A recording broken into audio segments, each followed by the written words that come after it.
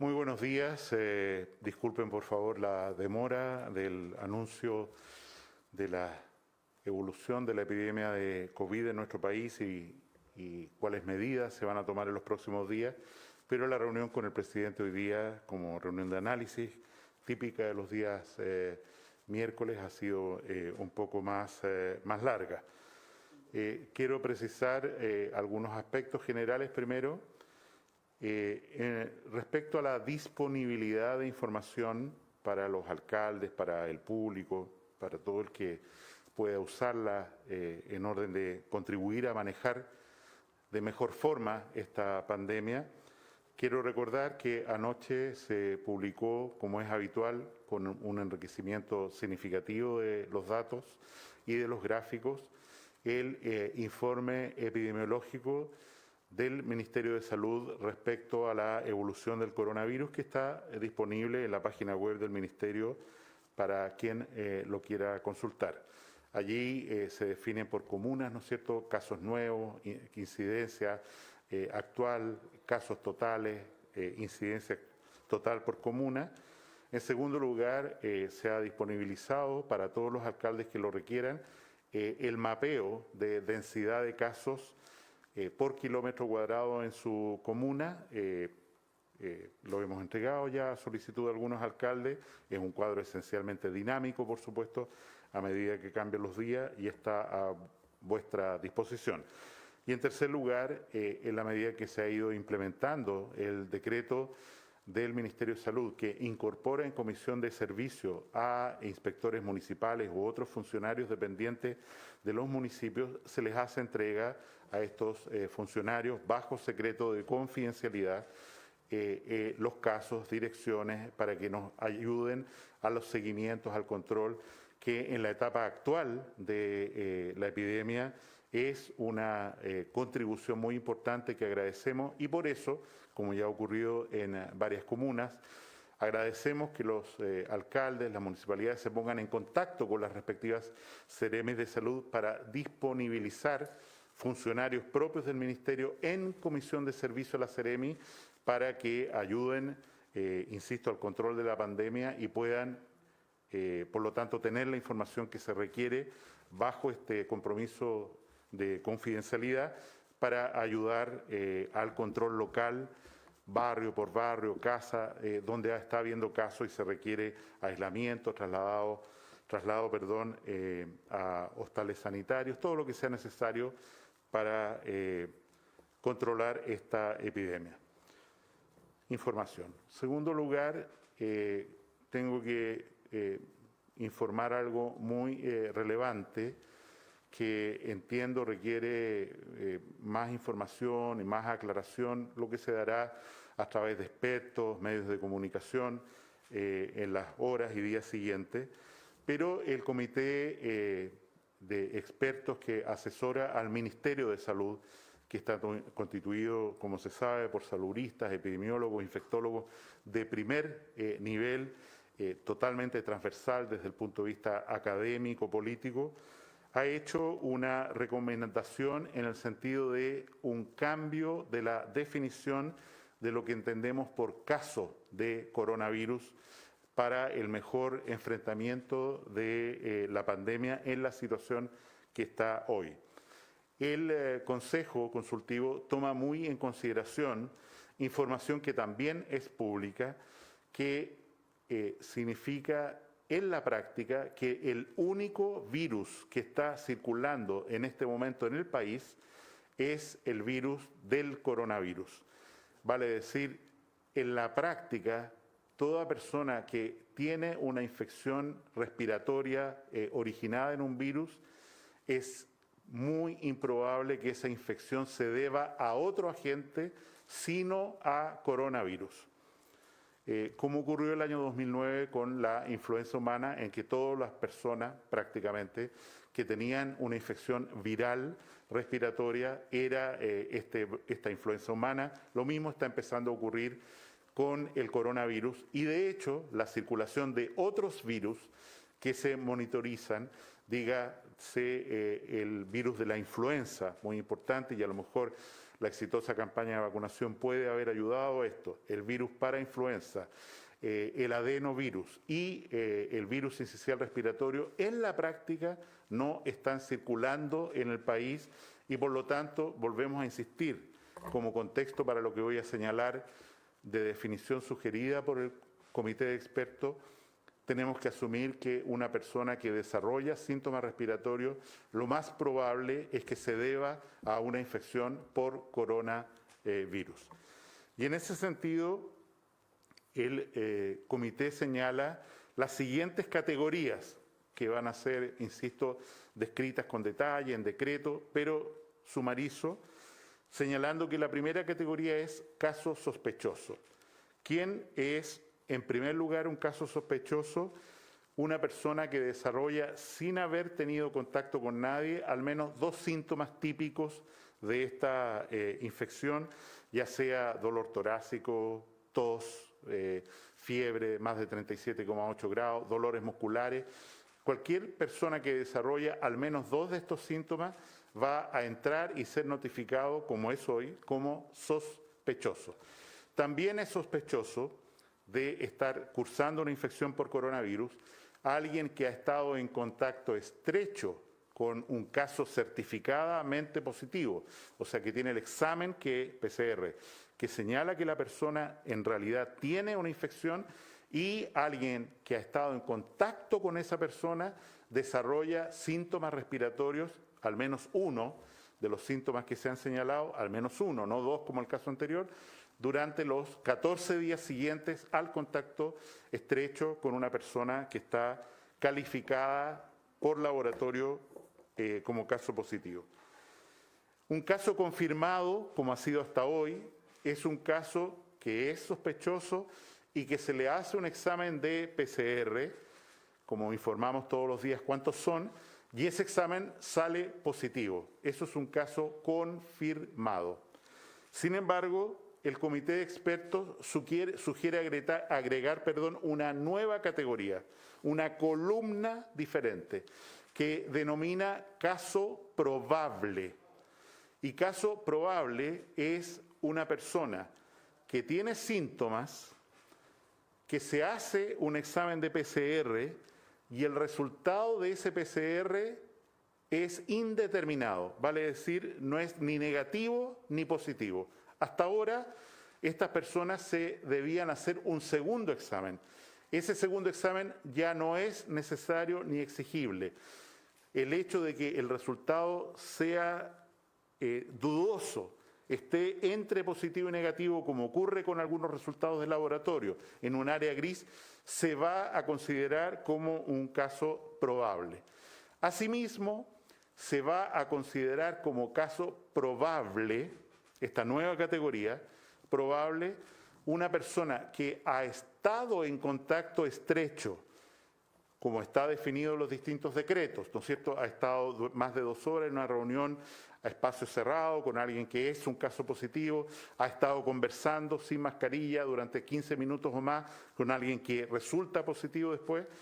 Ese caso de contacto estrecho que desarrolle síntomas en los 14 días siguientes al contacto con esa persona que resultó enferma por coronavirus, se va a denominar como un caso sospechoso, como un caso probable, y se va a implementar todas las medidas con esa persona sin necesidad de hacer examen de PCR, esperar 3-4 días, tomar decisiones vinculadas sobre el resultado, sino que tomar las medidas desde el momento en que la persona desarrolla síntomas y tiene el antecedente de haber estado en contacto estrecho con alguien que está, o se sabe ahora, que está cursando una enfermedad por coronavirus. Esta categoría nueva, que llamamos caso probable, a pesar de informarse en una columna separada, va a ser sumado todos estos casos a los casos activos. O sea, el total de casos que se muestran cada día está compuesto por los casos positivos con PCR, está compuesto por los casos asintomáticos, están incluidos también ahí, por supuesto, y por esta nueva categoría que son los pacientes que entran a esta categoría de, insisto, probables. Esto nos parece va a generar un mejor control de la pandemia, una reacción más rápida, teniendo en cuenta lo que señalé al principio, que en la práctica, hoy, esto puede cambiar mañana, pero hoy, toda persona que desarrolle una infección por un virus, una infección respiratoria, en la práctica debe ser asumido como si está cursando una infección por COVID. Esta situación ocurrió ya en el brote de influenza humana del año 2009, en el cual en un momento se dijo que era tal la circulación del virus que en realidad toda persona que tenía síntomas respiratorios era por influenza humana y no era necesario ir más allá. Pero, insisto, para no dejar ninguna confusión, estos casos de esta categoría, casos probables, van a ser sumados y a lo mejor por ello observamos en los próximos días un aumento relevante de los casos informados, nuevos. Cada día van a ser sumados a los casos nuevos que todos los días informamos y que alrededor fueron de ayer, al día de ayer fueron, como se recuerda, del orden de 3.600 personas. Lo segundo que quiero señalar es que después de una reunión muy larga con mucha data y expertos, se han tomado decisiones respecto a medidas sanitarias. Y lo primero que quiero recordar es que durante este fin de semana, a partir de las 18 horas de hoy día, hay un cordón sanitario muy estricto vigente para el Gran Concepción, para la región metropolitana y para la ciudad de Temuco. Desde hoy día a las 18 horas hasta el domingo a las 22 horas, estas urbes van a estar rodeadas de un cordón sanitario que, como sabemos, tienen como objetivo no permitir el paso en ningún sentido durante este fin de semana largo de personas que buscan alejarse, salir de estos núcleos urbanos y con ello aumentar el riesgo de una infección en las localidades a las que concurran, porque el gran sitio de infección hoy día, como ocurrió en el pasado con otras localidades, hoy día es el Gran Santiago y es desde allí donde tenemos que generar esta protección para que poblaciones de otras ciudades o regiones no se contagien de esta enfermedad.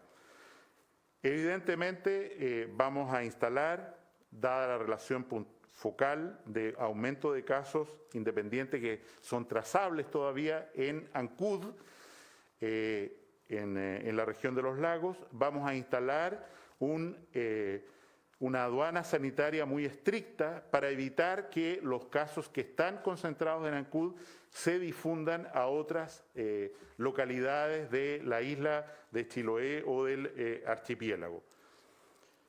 Vamos a iniciar a partir del día viernes a las 22 horas una cuarentena en la localidad de Lonquimay, región de la Araucanía, y esto es porque allí, a pesar de que la población es relativamente pequeña y fundamentalmente rural, tenemos un brote preocupante de casos en una comuna que está muy lejana de centros hospitalarios, donde el traslado de pacientes a veces es muy complejo por las situaciones de clima y porque efectivamente se justifica tener un aislamiento allí por lo menos hasta el viernes de la próxima semana, 22 horas por una semana, podrá ser renovable, para observar, para lograr una disminución de los casos en esta comuna donde hay una gran concentración de pueblos originarios que tenemos que proteger y cuidar,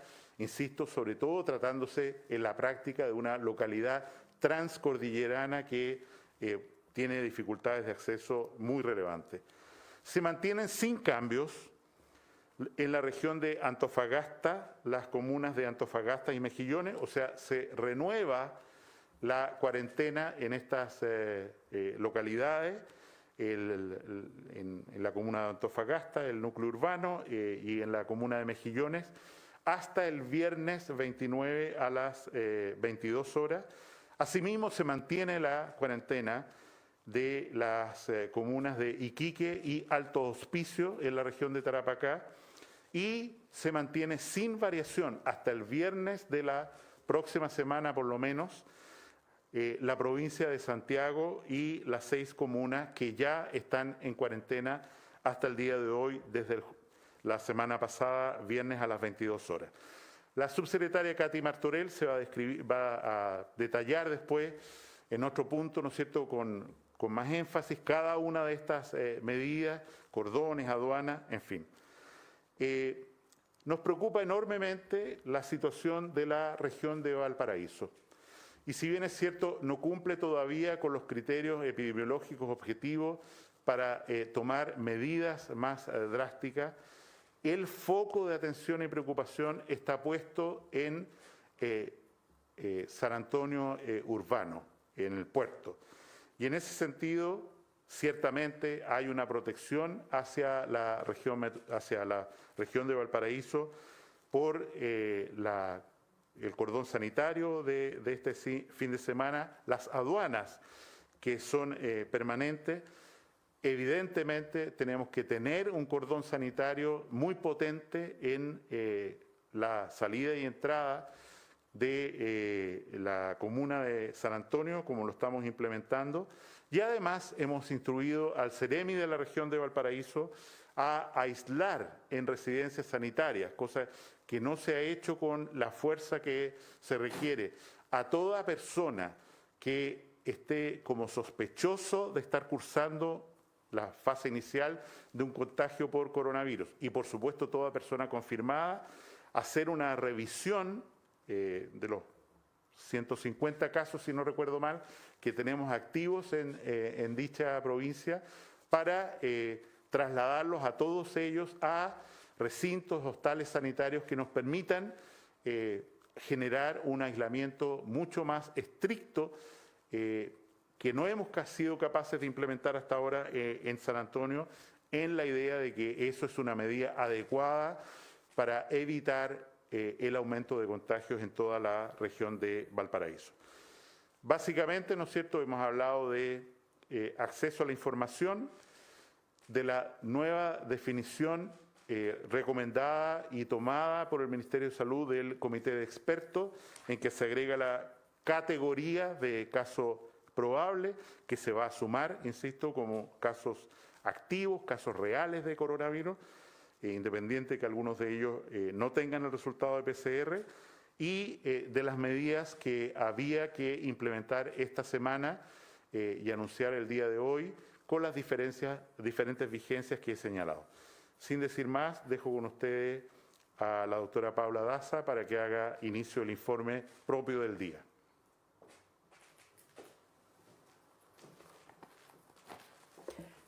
Muy buenos días. Vamos a comenzar con el informe de la situación mundial. Al día de hoy ya se registran prácticamente 5 millones de personas a nivel mundial que han sido confirmadas con coronavirus, de las cuales más de 320.000 de ellos han fallecido.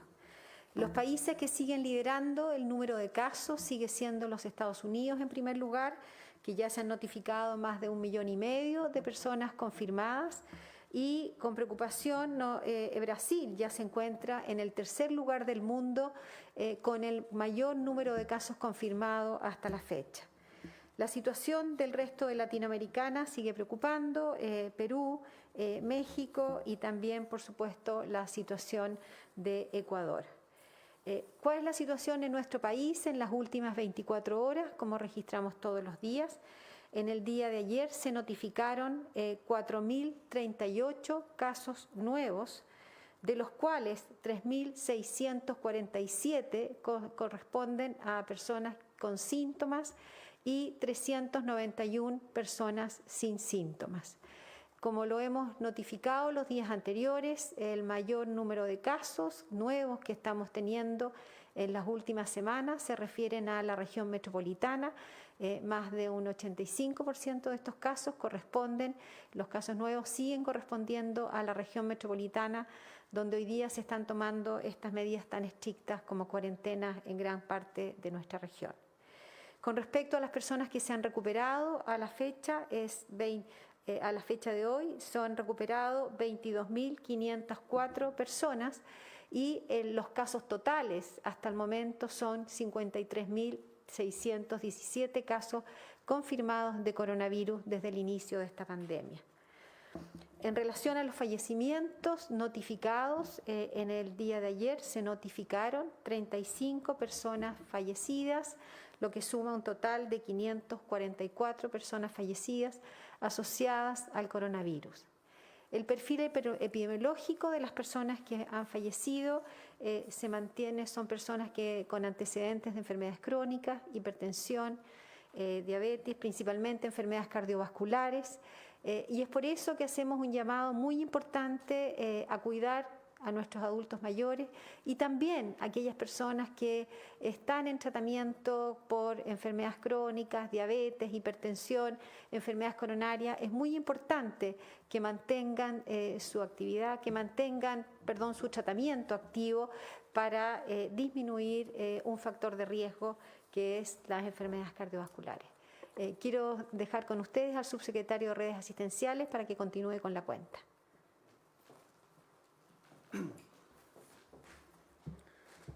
Muy buenos días. Para continuar con la cuenta diaria acerca de esta pandemia por coronavirus, en cuanto a la cantidad de personas que se encuentran hospitalizadas en las unidades de cuidado intensivo, al día de ayer tenemos 904 personas ya hospitalizadas, de las cuales 758 se encuentran con ventilación mecánica y 143 de ellas en una situación de estado crítico. Al día de ayer también registramos un aumento muy importante en la cantidad de pacientes hospitalizados, más de 120 ingresos. Y esto ha sido posible en poder seguir atendiendo a estas personas, en que nuestra red integrada de COVID-19 ha seguido ampliando esta capacidad de camas. Diariamente hemos aumentado la cantidad de camas y eso nos ha permitido mantener los niveles de ocupación a nivel nacional de un 82, un 83%. En la región metropolitana tenemos un nivel más alto de ocupación, tal como también ocurre en la región de Tarapacá. Y también, además de ir adicionando cada día un número mayor de camas, hemos realizado traslados hacia otras regiones, tanto desde Iquique como también desde Santiago hacia otras regiones, para ocupar esas camas que están habilitadas en otros hospitales fuera de estas dos regiones que presentan un mayor nivel de contagio. Al día de hoy, en la región metropolitana ya contamos con más de 1.200 camas, siendo que hace poco tiempo contábamos con solo 800 camas. Y este esfuerzo está dado principalmente en los hospitales del país, que han duplicado la cantidad de unidades de cuidado intensivo. Y es por eso que hemos hecho una resolución para instruir también a los prestadores privados a que agreguen de aquí al día domingo 24 de mayo 150 camas de unidades de cuidado intensivos y dupliquen la oferta actual de unidades de cuidado intensivos al día 15 de junio. En relación a la cantidad de ventiladores que hoy se encuentran disponibles para atender a las personas más graves por coronavirus, hoy tenemos 390 ventiladores disponibles. En cuanto a la cantidad de exámenes por PCR, el día de ayer se realizaron 12.469 exámenes por PCR, acumulando una cifra de 409.669 exámenes. Eso es todo por la cuenta del día de hoy. Cedo la palabra para poder responder sus preguntas. Muy buenos días para el ministro Mañalich. Varias preguntas. Primero sobre la cuarentena, que ya se ha respondido que esto se va a extender hasta el viernes 29. Hay especialistas que están diciendo que hay que prepararse para una cuarentena de un mes. Yo sé que esto se va evaluando periódicamente, diariamente prácticamente, pero esa opción es una opción que está sobre la mesa, para preguntarle al ministro eso. Además, respecto a la petición que están haciendo, si es que esta cuarentena se extiende también tanto, los alcaldes de fijar precios. están subiendo las canastas, están subiendo los productos. ¿Se podría considerar una atribución de primera necesidad? Y finalmente, sobre los casos probables que explicaba el ministro también, y este cambio en la categoría, en ese sentido, si se eliminan los casos sospechosos, ¿qué pasa con las licencias de los casos probables? Cedo la palabra al ministro Jaime Mañalich. Respecto a la primera pregunta, transparencia total, nosotros recolectamos datos todos los días, los analizamos y el ritmo habitual de trabajo es que el día martes en la tarde, con ayuda de muchas personas, los categorizamos, tratamos de hacer un análisis de tendencia en el país, en las diferentes comunas, y el día miércoles de la mañana, en conjunto con el presidente de la República, se toman las medidas que hemos anunciado. Salvo situaciones extraordinarias, como ocurrió el domingo, que pues, están abiertas a tomar otras decisiones en cualquier momento si las circunstancias lo ameritan. No podemos anticipar cuáles son las decisiones que se van a informar el día miércoles de la semana próxima en la mañana respecto a si la totalidad de las comunas que están en cuarentena, algunas 9 comunas de las que están en cuarentena en la región metropolitana hoy día muestran una tendencia muy favorable a disminución de casos, pero, insisto, nos parece prematuro anticipar si se va a mantener o no mantener en toda el Gran Santiago o en otros lugares medidas de cuarentena, o estas van a ser levantadas, o otras localidades, como ya mencioné, la ciudad de Valparaíso y Viña del Mar están en observación todos los días, cuidadosa, para tomar las decisiones cuando corresponda. En relación a la categoría de casos probables, como he mencionado, para todos los efectos epidemiológicos, contarlo, seguimiento, aislamiento y desde luego, desde el punto de vista del manejo de la persona, reposo, licencia médica, aislamiento, es esa persona para todos los efectos, por lo que he señalado, es el equivalente a un caso confirmado. ¿Cuál es la diferencia? ¿No es cierto? Que efectivamente estar haciendo un test de PCR, repetirlo cuando una persona evidentemente está enferma y respiratorio, quiero decir, y el test salió indeterminado, hacer otro test es perder tiempo y eficiencia en la medida que hay que aplicar a esa persona como si se tratara igualmente de un caso confirmado. Y lo mismo, insisto, para la segunda figura, que son los contactos estrechos de personas confirmadas que hacen una enfermedad respiratoria para todos los efectos que he mencionado, describirse como caso, tener licencia médica, tener cuarentena, etcétera, cuentan efectivamente igual que si se tratara de un caso sospechoso. En relación al tema de precios que usted señala, no está en las atribuciones de salud fijar precios para artículos que no corresponden a bienes, a medicamentos, vacunas, en fin, respiradores o lo que fuera, a bienes esenciales vinculados a salud, pero tenga la seguridad que vamos a conversar con el ministro de Economía sobre la idea o propuesta que encierra su pregunta para que él lo pueda analizar con más cuidado y con mejores antecedentes que los que nosotros tenemos.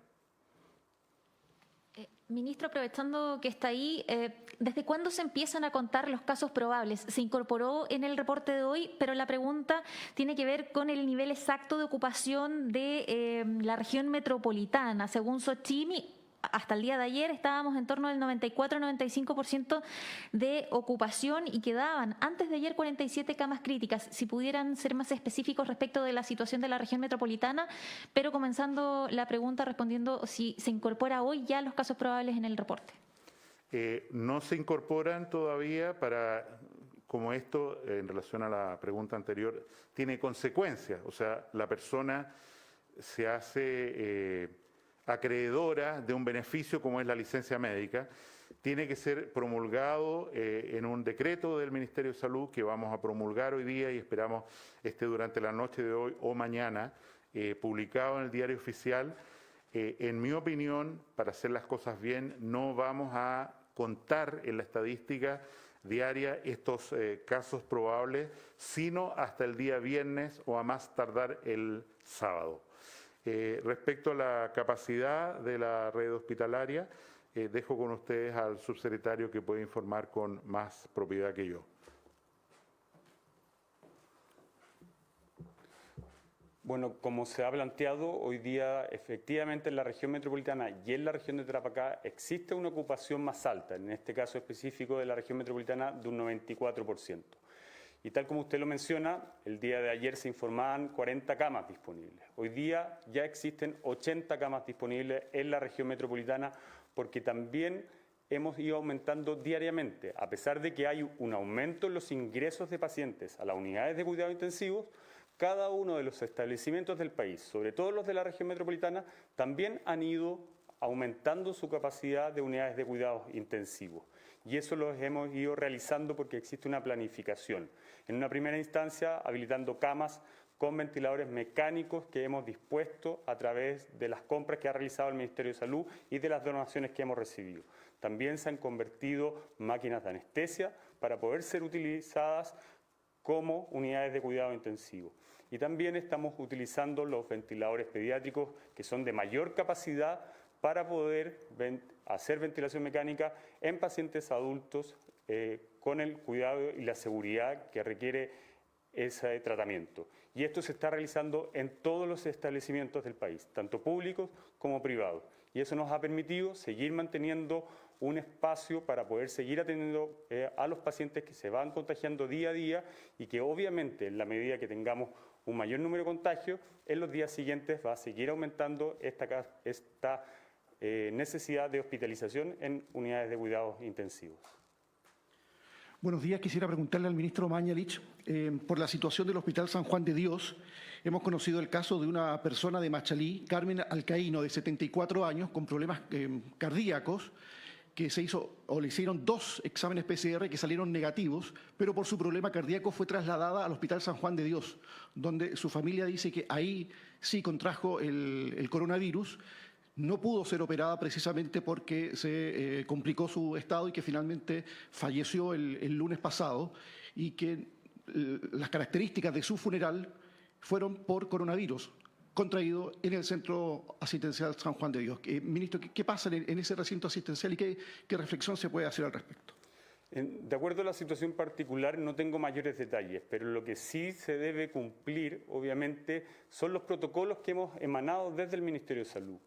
Nosotros tenemos un protocolo de manejo de pacientes fallecidos, tanto dentro del recinto hospitalario como también para realizar los funerales de forma adecuada y evitar o minimizar la probabilidad de contagios.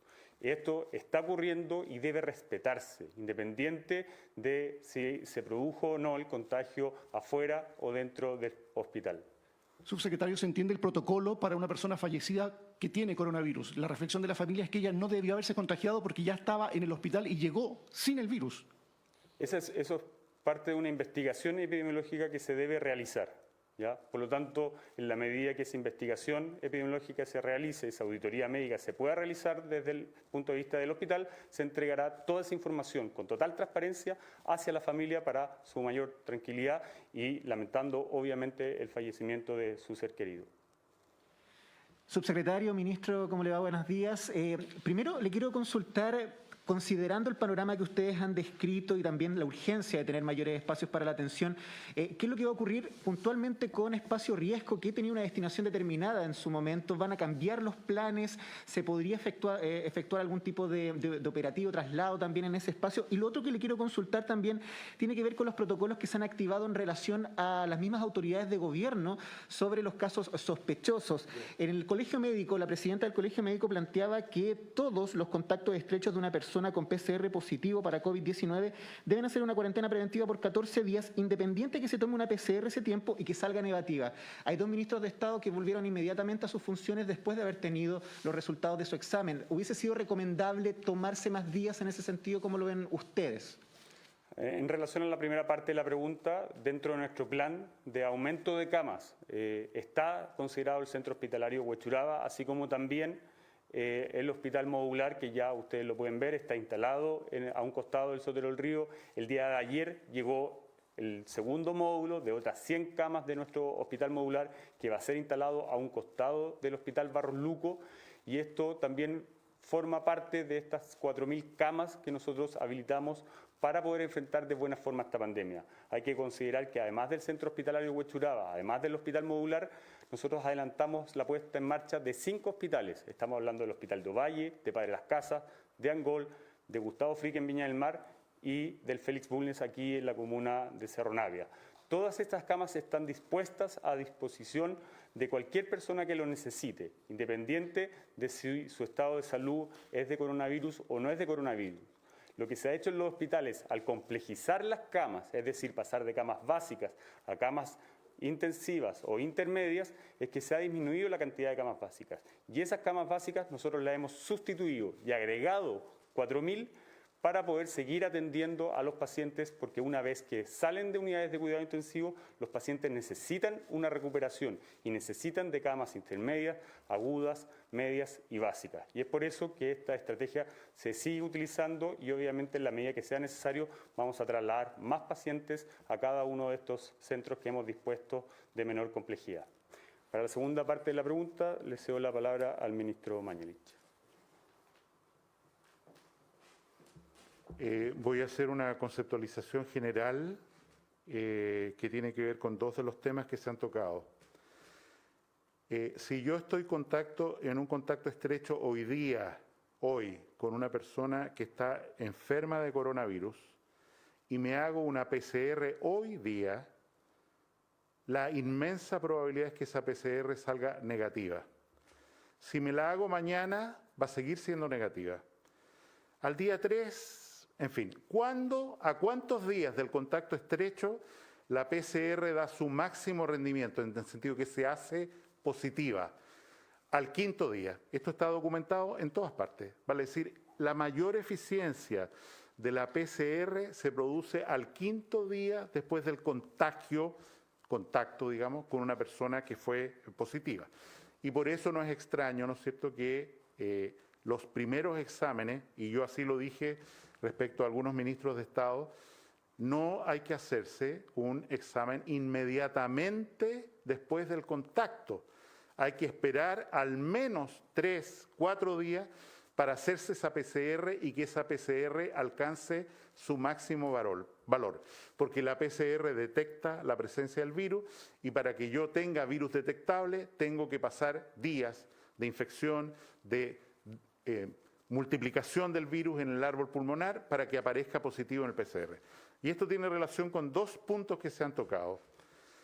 Decir que una persona entra a un hospital y que tiene tomado un PCR preoperatorio que es negativo, no significa que si ese PCR se hace positivo, la infección sea, independiente de la investigación que ha anunciado el subsecretario, que ese PCR corresponda a una infección intrahospitalaria que puede haber ocurrido.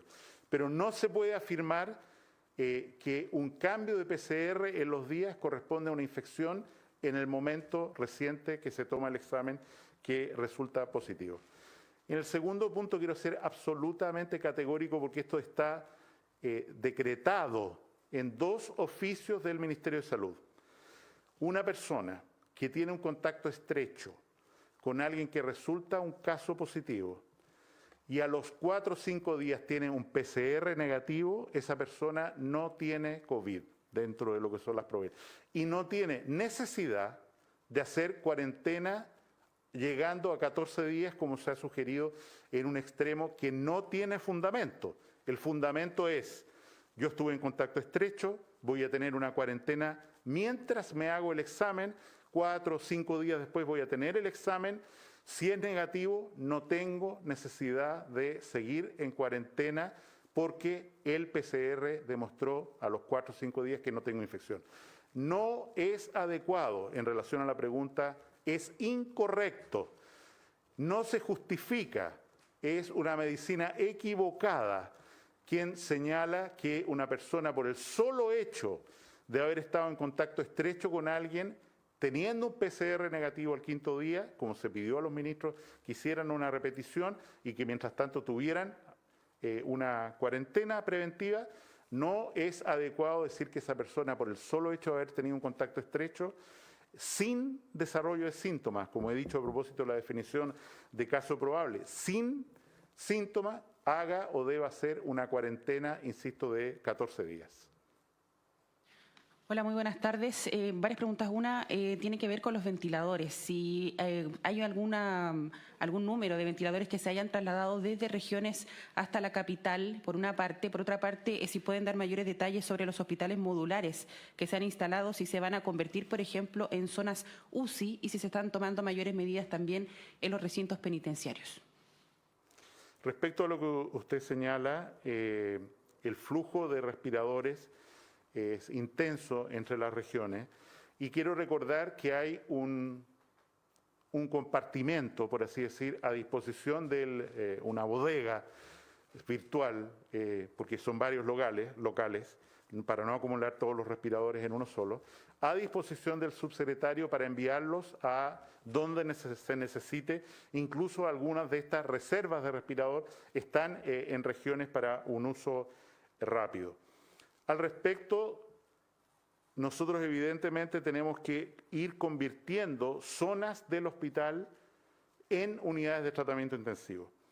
No podemos utilizar un espacio que no tiene una red eléctrica suficiente, una red de oxígeno, de aire comprimido, temperatura adecuada, aislamiento adecuado en unidades de tratamiento intensivo y por lo tanto lo que estamos haciendo es ir convirtiendo zonas dentro de los hospitales en unidades de tratamiento intensivo. ¿Cuáles zonas? La unidad de recuperación, la unidad de intermedio, los pabellones quirúrgicos, la unidad de intensivo pediátrico, la unidad coronaria. Esos son los lugares fundamentales para ir convirtiendo en unidades de tratamiento intensivo.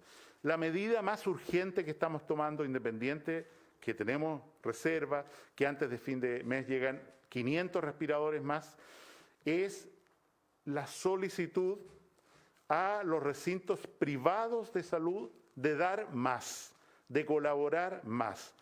Para eso se ha nombrado una persona que está visitando todos los días los recintos privados de salud y garantizando.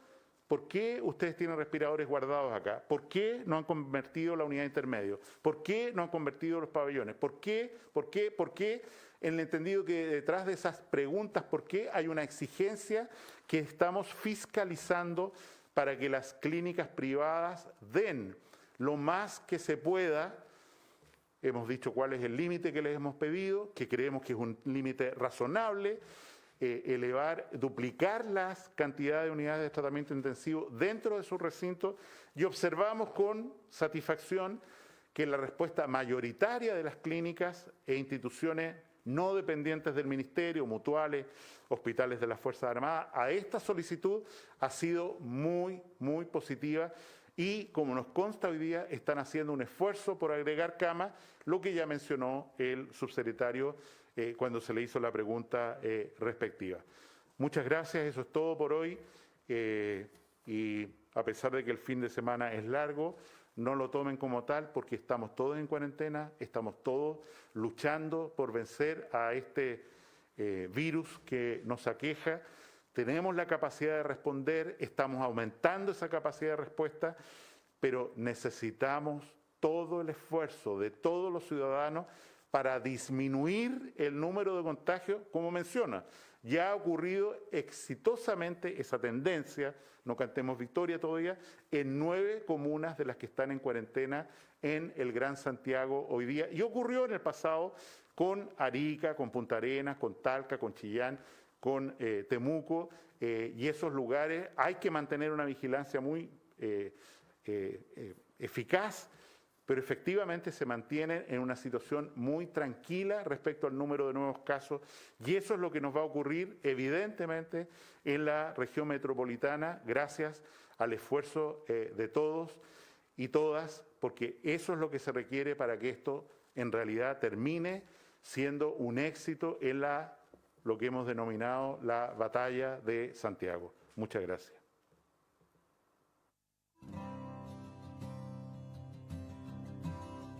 Transmitió el Gobierno de Chile. Agradecemos a los canales de televisión y radioemisoras que integraron esta red voluntaria.